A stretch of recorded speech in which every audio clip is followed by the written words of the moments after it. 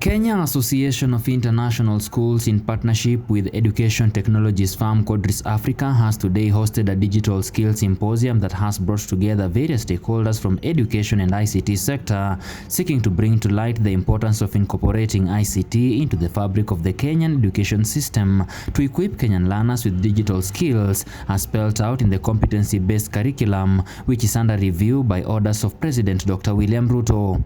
At the CPC, being that the current job market heavily depends on problem-solving skills, computing and coding has been identified as one of the ways of achieving this, with the discussion majorly revolving around introducing curriculum in primary and secondary schools. Kodris Africa began offering coding syllabus after the government, through the Ministry of Education, tasked the Kenya Institute of Curriculum Development (ICD) early in the year to approve a curriculum for secondary and primary schools, making Kenya the first country in Africa to implement this syllabus, then followed by South Africa.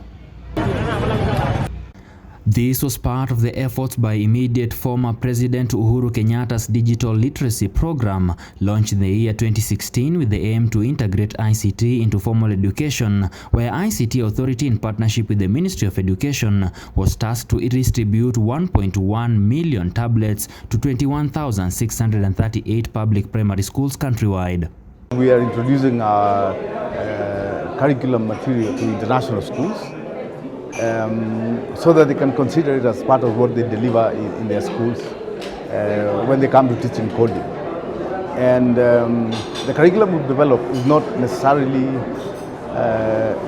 for one segment of schools or the other, but it really is cross-cutting in terms of that it's deployable in an international school environment, in a private school environment, and even in a public school environment.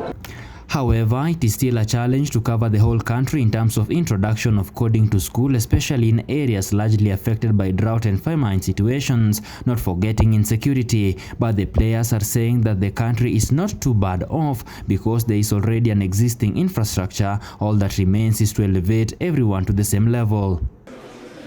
The symposium discussed on ways the government can work with the private sector to ensure no child is disenfranchised, especially children living with disabilities. The Kenya National Examination Council has said they are waiting for the Kenya Institute of Curriculum Development to give them the framework so they can put in a place of doing assessment of learners.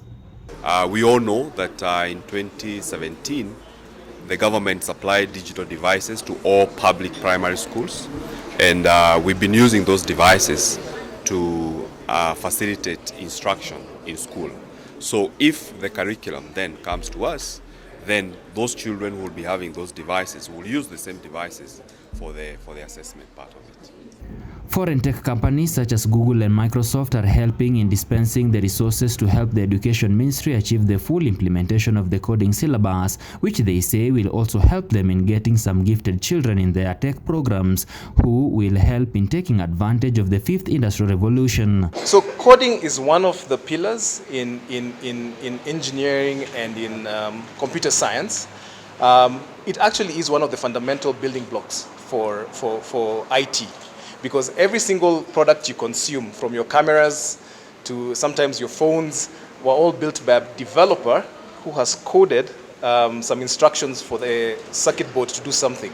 So it's one of those fundamental pillars for IT, and empowering our people to be able to understand and build those kind of fundamental things. Why it's so important for us to know coding in this country. Rather than just being consumers of the technology, we actually build it as well. Parents of the 21st century learner have been urged to quickly adopt the coding curriculum as a way of preparing their children to face future computer technologies, help their children in acquiring the instruments necessary for coding, and to be hands-on even if they lack knowledge, through many ways such as buying computers, regulating screen time, and protecting their children. Taking advantage of the fifth industrial revolution is the clarion call to education stakeholders as Kenya is on route to achieve the Vision 2030. Samson Jura reporting for the Info.